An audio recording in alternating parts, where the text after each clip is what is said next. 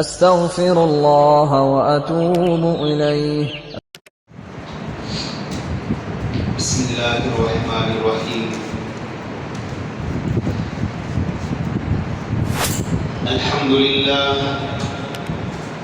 لله وكفى وسلام على عباده الذين اصطفى. أما بعد فأعوذ بالله من الشيطان الرجيم. بسم الله الرحمن الرحيم. ما يفتح الله للناس من رحمة فلا ممسك لها وما يمسك فلا مرسل له من بعده وهو العزيز الحكيم.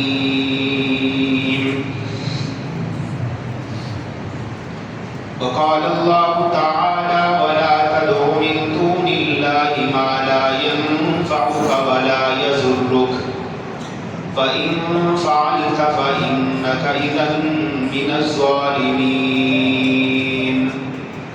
وإن يمسسك الله بضر فلا كاشف له إلا هو وإن يردك بخير فلا راد لفضله يصيب به من يشاء من عباده وهو الغفور الرحيم. صدق الله العظيم وصدق رسوله النبي الكريم ونحن على ذلك من الشاهدين والشاكرين والحمد لله رب العالمين. دروشی پڑھیں. اللهم صل على محمد وعلى آل محمد كما صليت على إبراهيم وعلى آل إبراهيم إنك حميد مجيد. اللهم بارك على محمد وعلى آل محمد كما باركت على إبراهيم وعلى آل إبراهيم إنك حميد مجيد.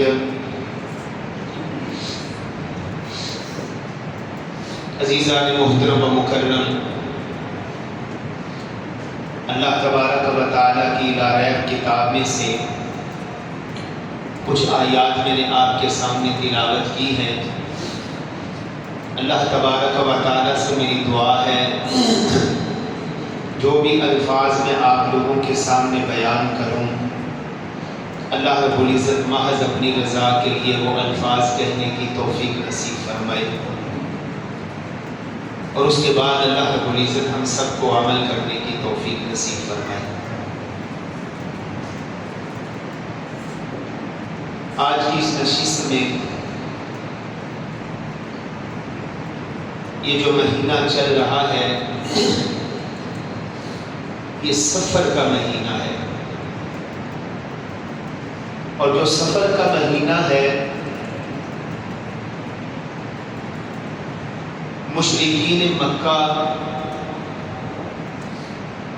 اس کو منحوس سمجھا کرتے تھے، اور آج بھی ہمارے معاشرے میں بہت سارے لوگ ایسے ہیں مسلمان، وہ بھی اس مہینے کو نحوست والا مہینہ سمجھتے ہیں. ہم نے خود بڑی خواتین سے اور بہت بڑے لوگوں سے بھی سنا، ویسے جو بڑی بنائی باتیں مشہور اور معروف ہوتی ہیں کہ سفر کے مہینے میں جو بندہ شادی کرتا ہے وہ ہمیشہ سفر میں رہتا ہے، اور بہت ساری بدشگونی جو ہمارے مسلمانوں کے اندر پائی جاتی ہیں، انہی چند چیزوں کا میں آپ کے سامنے تذکرہ کروں گا. برادران اسلام، یہ بات آپ ذہن میں رکھیں کہ ہر مسلمان کو اس بات پر پختہ یقین ہونا چاہیے کہ میرے نفع اور نقصان کا مالک اکیلا اللہ ہے. یہ ہر مسلمان کا بنیادی عقیدہ ہونا چاہیے کہ اس کے سوا مجھے نفع اور نقصان پہنچانے کا کسی کے پاس کوئی اختیار نہیں ہے۔ میرے اوپر عزت آئے گی تو وہ اللہ کی طرف سے ہے، میرے اوپر ذلت آئے گی وہ بھی اللہ کی طرف سے ہے، میری صحت ہے، بیماری ہے، رزق کی تنگ دستی ہے، رزق کی فراوانیاں ہیں، میرے حالات اچھے ہیں یا برے ہیں، یہ سب کچھ اللہ کی طرف سے ہے۔ اور جب تک وہ نہ چاہے، اس کی مرضی نہ ہو، تو دنیا کی کوئی طاقت جو ہے وہ مجھے نقصان نہیں پہنچا سکتی۔ اور جب اسی نے مجھے نقصان پہنچانا ہو، ساری کائنات مل کے بھی مجھے فائدہ نہیں پہنچا سکتی۔ قرآن حکیم کی کچھ آیات اس بات کے اوپر گواہ ہیں کہ میرے پیغمبر آپ بھی اعلان فرما دیجیے، یہ نامہ پارہ ہے اور سورۃ التوبہ ہے۔ اللہ رب العزت فرماتے ہیں قُلْ لَا أَمْلِكُ لِنَفْسِي نَفْعًا وَلَا ضَرًّا إِلَّا مَا شَاءَ اللَّهُ۔ آپ کہہ دیجیے کہ میں اپنے نفع اور نقصان کا بھی مالک نہیں، سوائے اس کے جو اللہ چاہے۔ اللہ کی مرضی کے بغیر کچھ بھی نہیں ہو سکتا۔ اور اسی طرح میرا نفع، میرا نقصان، میری ساری چیزیں جو ہیں وہ اللہ کے اختیار میں ہیں۔ اور میرے پیغمبر آپ ان سے کہہ دیجیے قُلْ أَفَرَأَيْتُم مَّا تَدْعُونَ مِن دُونِ اللَّهِ إِنْ أَرَادَنِيَ اللَّهُ۔ اصل میں معاملات وہاں خراب ہوتے ہیں جب ہم قرآن مجید سے دور ہو جاتے ہیں۔ ہماری بھی ذمہ داری ہے کہ ہم کو لوگوں کو پورے کا پورا دین بتائیں، پورے کا پورا دین۔ اور دین بتانے والا بندہ، اس کے دل میں کسی کے لیے کوئی ضد، اس کے دل میں کسی کے لیے کوئی نفرت نہ ہو۔ بعض دفعہ ہوتا ہے نا، بندہ یہ سمجھ رہا ہوتا ہے یار میرے اوپر ہٹ ہو رہی ہے بات، اور کسی ایک فرد واحد کو موضوع بنا کے اس کے اوپر ہٹ کرنا، ضد کرنا، یہ نبی اکرم صلی اللہ علیہ وسلم اور حضرات انبیاء علیہ السلام کی سنت کے خلاف ہے۔ قرآن حکیم فرد واحد کو موضوع نہیں بناتا، فرد واحد کو قرآن حکیم موضوع نہیں بناتا۔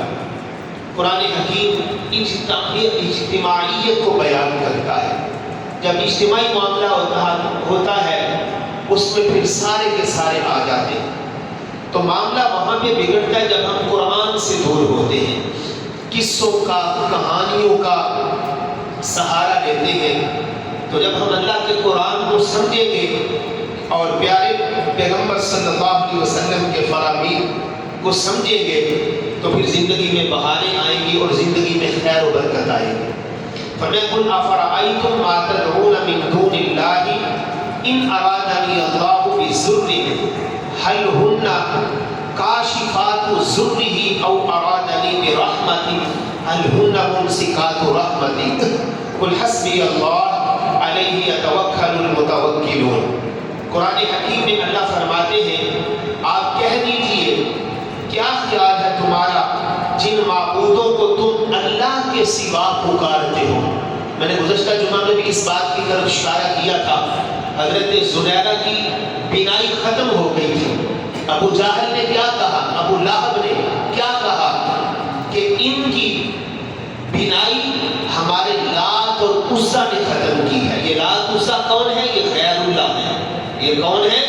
بولیے گا یہ کون ہے؟ یہ غیر اللہ ہے۔ مشرکین مکہ ان کی عبادت کیا کرتے تھے، ان کی پوجا پاٹ اپنی مشکلات میں، اپنے مسائل میں، اپنی تنگ دستی میں وہ لات اور منات اور عزا کو پکارا کرتے تھے۔ اس لیے جب ان کی کشتیاں بھنور میں پھنس جاتی تھی تو وہ پتہ کیا نعرہ لگاتے تھے، اولو ہوبل، ہوبل تمہاری جیب ہو۔ جس طرح آپ دیکھتے ہیں آپ بارڈر پہ جاتے ہیں، یہاں اس طرف ہمارا بارڈر ہے تو یہاں پہ باقا بارڈر لے لے، وہاں پہ نعرہ بلند ہو رہا ہوتا ہے، نعرہ تکبیر اللہ اکبر۔ پاکستان کا مطلب کیا؟ لا الہ الا اللہ۔ نعرہ تکبیر بلند ہو رہا ہوتا ہے اور ادھر سے وہ کیا نعرہ لگاتے ہیں؟ جے ماتا جی، ایسے وہ نعرے لگاتے ہیں۔ اور یہ لوگ جب ان کی کشتیاں پھنس جاتی تو یہ نعرہ لگاتے تھے اولو ہبل۔ یہ ہبل کون ہے؟ یہ حضرت آدم علیہ السلام کا وہ بیٹا جو حضرت حابیل ہے، جن کو ان کے بھائی قابیل نے قتل کر دیا تھا۔ ان کا نام حابیل تھا اور وہ جب نعرہ لگاتے تھے ابو جہل اینڈ کمپنی، وہ کہا کرتے تھے اولو ہبل، ہبل تمہاری جے ہو۔ بعض دفعہ کشتی بمر میں پھنستی تو ہچکولے کھاتی رہتی، تو پھر وہ ملاح سے کہتے ملاح یہ کشتی پار نہیں لگ رہی، تو ہمیں یہ بتاؤ جب محمد کریم صلی اللہ علیہ وسلم کے غلام کشتی میں بیٹھتے ہیں، جب ان کی کشتی پانی میں ہچکولے کھاتی ہے تو وہ کیا کہتے ہیں؟ وہ کہتے ہیں، وہ ملاح کہتا ہے ان کی کشتیاں جب بھنور میں ہچکولے، پانی میں ہچکولے کھانے لگتی ہیں تو وہ سونے محمد کریم صلی اللہ علیہ وسلم کے خدا کو پکارتے ہیں، پھر ان کی کشتیاں جو ہے وہ پار لگ جاتی ہیں۔ فَإِذَا رَكِبُوا فِي الْفُلْكِ دَعَوُا اللَّهَ مُخْلِصِينَ لَهُ الدِّينَ۔ سورۃ یونس میں اللہ نے اس چیز کو بیان کیا۔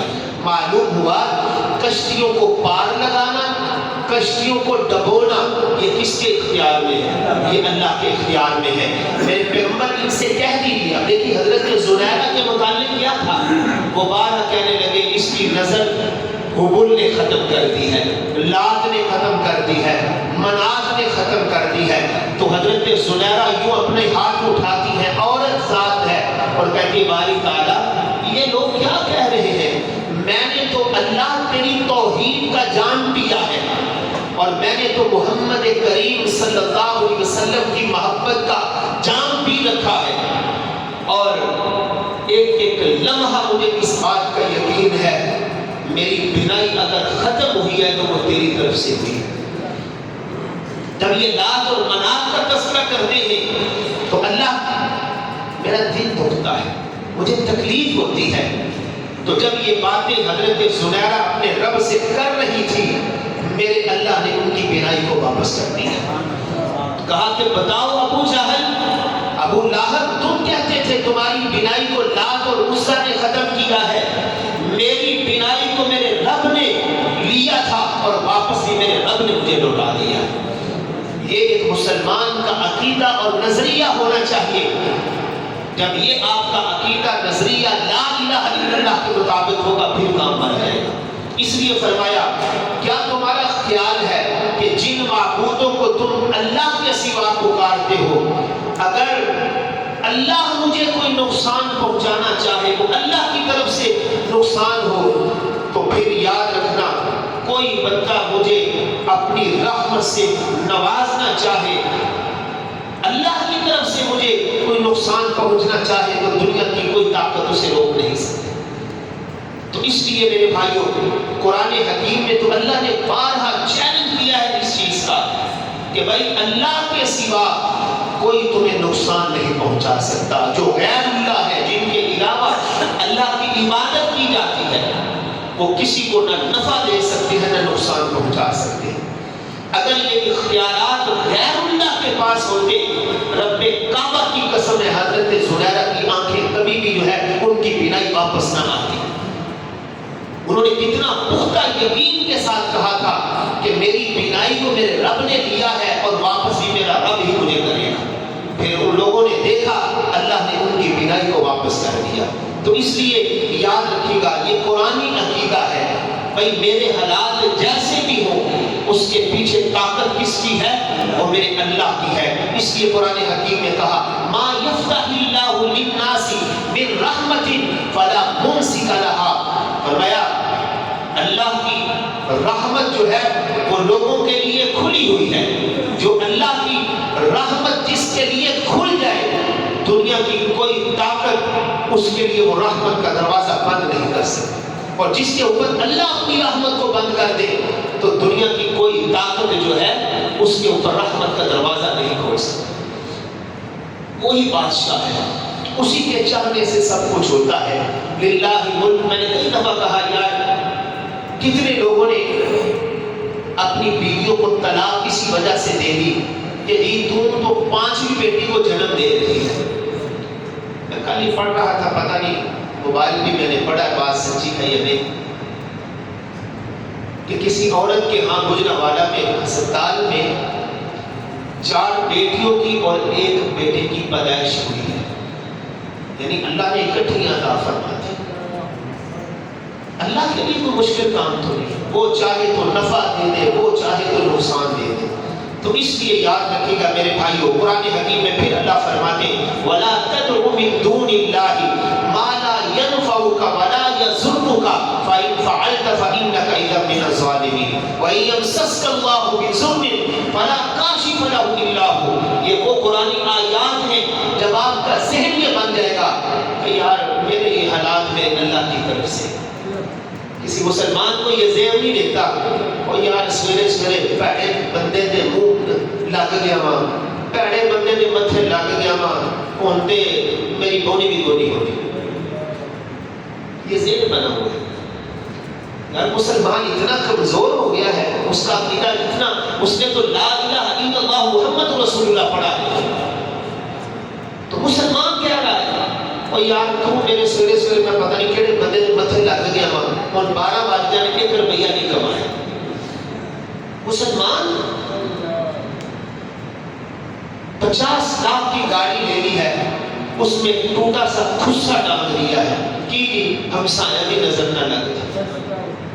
بھینس لے لی ہے، اس کے گلے میں کوئی ایسی چیز ڈال دی ہے کہ یار دیکھا ہونا آپ نے لاکھوں کروڑوں کی گاڑیاں ہیں، اس کے ساتھ ایک کالی ٹاکی باندھ دی، سرخ ٹاکی باندھ دی، اس کے نیچے خصہ یا ایک ٹوٹا ہوا جوتا لٹکا دیا بھائی کسی بھی نظر نہ لگ جائے. میرے بھائیوں یہ مسلمان کا عقیدہ نہیں ہونا چاہیے. اللہ کی قسم جو لقمہ تمہارے مقدر میں لکھا ہے، نہ تمہارا ساتھ والا دکان والا، نہ تمہارا ہمسایہ اس کے اوپر یقین کرے، زندگی سوکھی ہو جائے گی. آپ کی زندگی پھر مرنا مشکل ہوگی. میں بیٹھا رہا یار وہ دے کام زیادہ نے میرے کاٹے. میں اپنی خامیوں کو دور کروں، میرے اندر جو خامیاں ہیں میں اپنے پیمانوں کو درست کروں، اپنا اخلاق ٹھیک کروں، اپنی کمیوں کو دور کروں. سارا دن یہاں بیٹھا رہوں گا یار اے شاپرش کی لا کے جاندہ ہے پہ اے دے کام زیادہ نے میرے کام ہے. پریشانیاں آتی رہتی ہیں لیکن اس امید پہ اوپر قائم رہے یہ میرے اللہ کی طرف سے میرے حالات ہیں اور میرا اللہ ضرور بہتری فرمائے گا. یار ایسا یقین کامل بنائے گا، مگر نہ آپ کی زندگی بڑی مشکل ہو جائے گی، آپ کا کاروبار مشکل ہو جائے گا، معاملات میں مشکلات آئیں گی. تو اس لیے یاد رکھیے گا، یہ ذہن بنا کے رکھیں کہ اللہ کو چھوڑ کر جب بندہ کسی اور کو پکارتا ہے نہ وہ نفع کا مالک ہے نہ نقصان کا مالک. ہر چیز آئے گی، ملے گی، جائے گی، وہ اللہ کے ذمہ. ہم پڑھتے نہیں یا الذین اذا اصابتهم مصیبہ، ایمان والوں کو جب کوئی مصیبت پہنچتی وہ کیا کہتے ہیں؟ محمد کریم صلی اللہ علیہ وسلم بھی کہتے ہیں انا للہ و انا الیہ راجعون. یہ سب کچھ اللہ کی طرف سے ہے، سب کچھ اللہ کی طرف ہی جانا ہے. تو اس لیے یہ بات ذہن میں رکھیں، جب میرا اور آپ کا یہ ذہن بن جائے گا میرے حالات جیسے بھی ہو وہ اللہ کی طرف سے ہے، تو پھر میرے بھائیوں آپ کی زندگی بڑی آسان ہو جائے. اللہ رب العزت نے قرآن حکیم میں حضرت ابراہیم علیہ السلام کا تذکرہ کیا ہے وَلَا أَخَافُ مَا تُشْرِكُونَ بِهِ إِلَّا أَن يَشَاءَ رَبِّي شَيْئًا وَسِعَ رَبِّي كُلَّ شَيْءٍ عِلْمًا أَفَلَا تَتَذَكَّرُونَ. میں ان معبودوں سے نہیں ڈرتا جن کو تم اللہ کا شریک ٹھہراتے ہو، مگر میرے رب کی ہی کوئی مشیت ہو تو مجھے ان ستاروں سے فلاں چیزوں سے ڈرا رہے ہو. میں ان چیزوں سے ڈرتا نہیں ہوں، میں تو اپنے اس رب سے ڈرتا ہوں جو میرا رب سورج کو مشرق سے لاتا ہے مغرب میں بند کر دیتا ہے. میں تو اپنے اس رب سے ڈرتا ہوں. مجھے نمرود سے تم ڈراتے ہو، میں تو اپنے اس رب سے ڈرتا ہوں جو زندگی اور موت کا مالک ہے. صدقہ بھی اسی کو کروں گا جو زندگی اور موت کا مالک ہے. مجھے تم ان چیزوں سے ڈراتے ہو. قل لن یصیبنا، قرآن حکیم میں فرمایا الا ما كتب اللہ لنا هو مولانا وعلى الله فليتوكل المؤمنون. آپ کہہ دیجئے ہمیں ہرگز کوئی مصیبت نہیں پہنچ سکتی.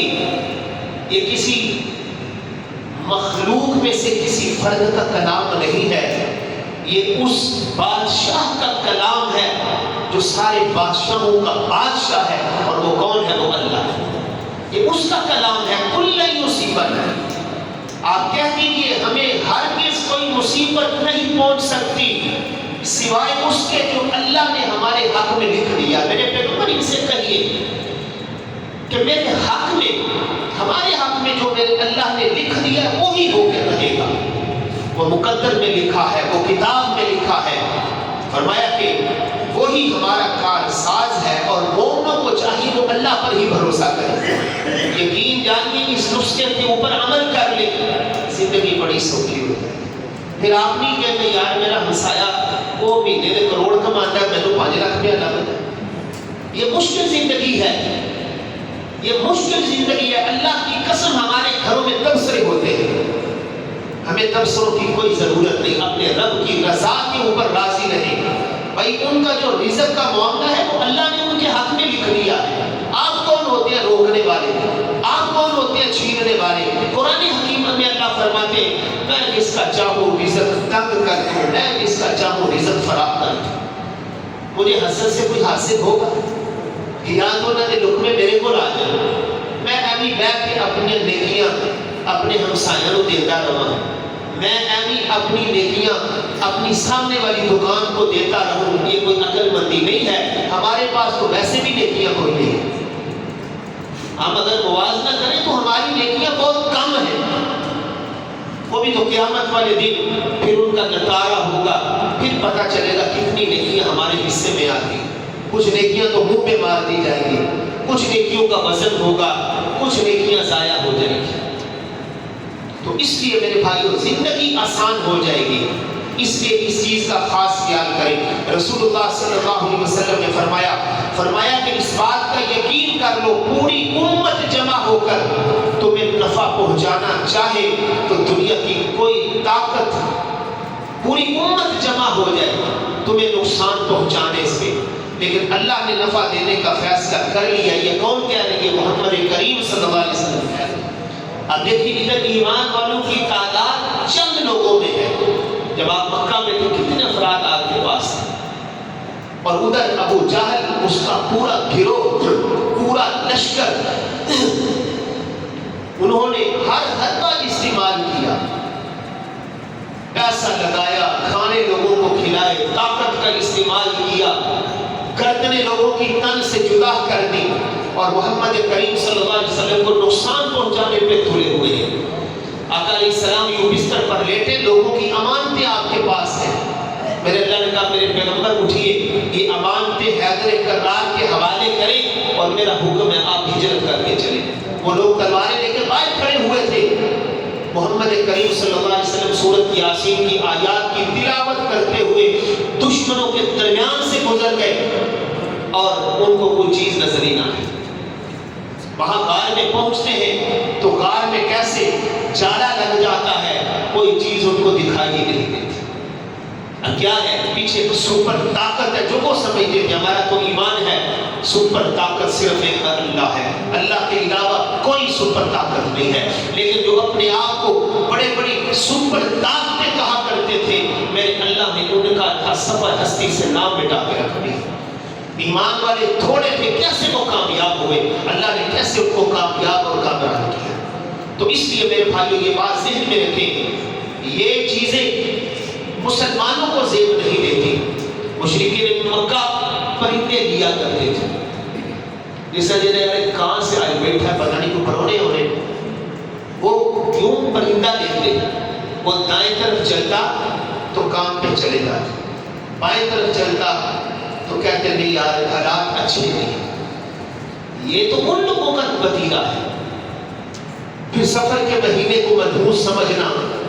یاد رکھیے گا، میں سن رہا تھا ایک جگہ پہ میں نے نکاح پڑھانا تھا، تو وہاں پہ خاتون نے کہا دو بیٹیاں کا کٹھا نکاح نہیں ہوتا، ایک کا علیحدہ دن کرے دوسرے کا علیحدہ دن کرے۔ میں نے کہا اماں جی یہ بات آپ نے کس سے سنی ہے؟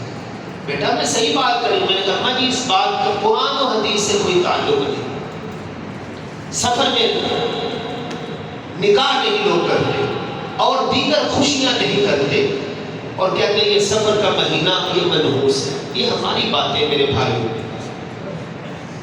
میرے اللہ نے کوئی مہینہ کوئی دن منحوس نہیں بنایا، یہ سارے دن میرے اللہ کے ہیں، سارے مہینے میرے اللہ کے ہیں۔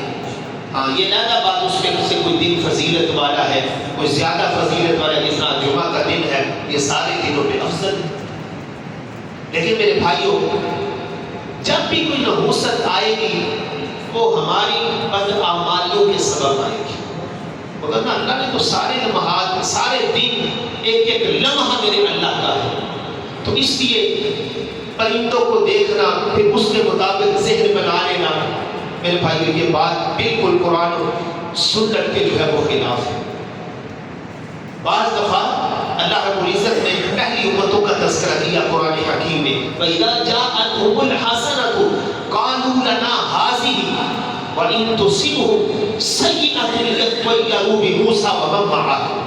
یہ ان لوگوں کے لیے بات ہے جو کہتے ہیں یار بندہ سویرے سویرے میرے متھے لگ گیا بڑا منحوس سی، آج میں سارا دن میرے گلے پیسے بھی کو نہیں ہونے۔ اللہ رب العزت نے اپنے پیغمبر موسیٰ کا تذکرہ کیا، فرمایا وہ جو لوگ تھے نا جب انہیں کوئی خیر مل جاتی نا کہتے اسید حقدار سے، اسید حقدار سے، جب ان کے اوپر کوئی پریشانی آ جاتی نعوذ باللہ من ذالک کہتے یہ پیغمبر موسیٰ کی نحوست کی وجہ سے اللہ معاف فرمائے۔ یعنی جب خیر آتی تو کہتے ہم اس کے حقدار ہیں، جب کوئی برا وقت آتا کہتے یار یہ موسیٰ اور اس کے ساتھیوں کی وجہ سے ہمارے ساتھ ایسا ہوا ہے۔ حالانکہ وقت کے پیغمبر کا جسم، وقت کا پیغمبر اپنے لوگوں کے لیے رحمت ہوتا ہے۔ ابو جہل نے بیت اللہ کو غلام پکڑ کے عذاب مانگا تھا کہ نہیں مانگا تھا؟ میرے نبی نے کہا یا اللہ یہ کیا معاملہ ہے؟ فرمایا میرے پیغمبر آپ تو رحمت ہیں، آپ رحمت ہیں، جہاں آپ کا وجود اطہر رحمت کی صورت میں موجود ہو میں وہاں عذاب نہیں بھیجا تھا۔ ایک جو قوم، ایک تو آپ کا وجود اطہر رحمت ہے، جہاں رحمت ہو میرا عذاب نہیں آتا، اور دوسرا جس قوم میں استغفار کرنے والے لوگ موجود ہوں اس قوم کے اوپر بھی میرا عذاب نہیں آتا۔ استغفار کو بھی لازم پکڑیں، استغفار کثرت کے ساتھ کیا کریں۔ تو رسول اللہ صلی اللہ علیہ وسلم کہہ رہے میرے نبی سے کہا گیا تو آپ کا وجود اطہر موجود ہے، میں کیسے عذاب ان کے اوپر بھیجوں؟ تو اس لیے میرے بھائیوں یاد رکھیے گا ایسی چیزیں رسول اللہ صلی اللہ علیہ وسلم نے منع فرمایا، بہت ساری چیزیں، یہاں تک فرمایا کوئی بندہ نجومی، کیونکہ یہی میرا موضوع ہے، کوئی بنگالی بابا کوئی نجومی بابا میرا ہاتھ رکھے مجھے۔ پھر میرے نبی نے فرمایا کہ جس نے پھر اس نجومی کے علم کی تصدیق کر دی 40 دن تک اس کی عبادت قبول نہیں، بلکہ یہاں تک میرے نبی نے فرمایا یار میں نے جیسے ابتدا میں کہا ہم نے لا الہ الا اللہ محمد رسول اللہ پڑھا ہے، کیا ہمارا ایمان اس چیز کی ہمیں اجازت دیتا ہے کہ میں ایک طوطے سے اپنی قسمت کا حال معلوم کروں؟ وہ طوطا مجھے بتائے گا کہ میرے آنے والے وقت میں میرے ساتھ کیا ہونے والا ہے، طوطے نے مجھے بتانا ہے میری تعلیم میں، میٹرک میں، بی اے میں، ایم اے میں میرے نمبر کتنے آئے گے، اور بنگالی بابا آپ کو بتائے گا۔ قرآن سنیے میرا اللہ کہتا ہے وَمَا تَدْرِي نَفْسٌ مَاذَا تَكْسِبُ غَدًا، سورۃ لقمان میں آخری آیت گھر میں جا کے دیکھ لینا۔ اللہ فرماتے ہیں میں نے اپنے علاوہ کل کا علم کسی کو نہیں دیا، کسی بندے کو کوئی پتہ نہیں ہے وَمَا تَدْرِي نَفْسٌ مَاذَا تَكْسِبُ غَدًا کہ کل کیا ہونے والا ہے۔ میرے نبی نے فرمایا جس نے نجومی کو، بنگالی بابے کو، میں کسی جگہ پہ پڑھ رہا تھا لکھا ہوا تھا نام فرمان بیوی قبضے میں، فلاں چیز قبضے میں، رسوا یا یار قدمہ میں چل، بنگالی بابا فلاں بابا فلاں بابا، بیوی نافرمان قدموں میں، وہ کہتے ہیں انہوں نے کسی فون کیا، فون بنگالی بابا کی گھر والی نے اٹھا لیا، انہوں نے کہا جی بنگالی بابے نے گل کرایا، تسی کون بول رہے ہو؟ جی میں بیگم بولنی ہے بھائی، میں 10 منٹ بعد کال کرنا، بنگالی بابا پانڈے دھو رہا ہے، بنگالی بابا برتن دھو رہا ہے، 5 منٹ بعد کال کرنا۔ پچھلے دنوں میں خود دیوار پہ پڑا، فلاں بابا ہے، کسی نے بجلی کا بل کم کروانا ہو وہ مجھ سے رابطہ کرے، انا للہ و انا الیہ راجعون۔ یہ ایمان والوں کی حالت ہو چکی ہے، اور ہم لوگ یقین جانے اتنے گرے ہوئے ہیں۔ محمد کریم صلی اللہ علیہ وسلم نے فرمایا جو کسی کے پاس چلا گیا اپنی ہتھیلی دکھائی، فال نکلوائی، اپنی قسمت کا حال پوچھا اور پھر اس کی تصدیق کر دی، اس نے میں محمد کریم صلی اللہ علیہ وسلم کے دین کا مذاق اڑایا، میرے دین کا اس نے مذاق اڑایا، جس دین کے لیے میں نے مارے کھائی ہیں اس نے میرے دین کا مذاق اڑایا۔ اس بنگالی بابے کو کیا پتا، اس طوطے کو آج کی قسمت کے حالات کا کیا پتا۔ اس لیے میرے بھائیو یاد رکھنا، یہ ساری چیزیں جب آپ کا یہ ذہن بن گیا کہ بھائی میرے معاملات میرے اللہ کے ہاتھ میں ہیں، وہ نفع دے، وہ نقصان دے، وہ فائدہ دے، وہ بیماری دے، وہ تنگ دستی، یہ ساری چیزیں اللہ کے اختیار میں ہیں۔ اللہ عمل کرنے کی توفیق نصیب فرمائے۔ وما علینا الا البلاغ المبین۔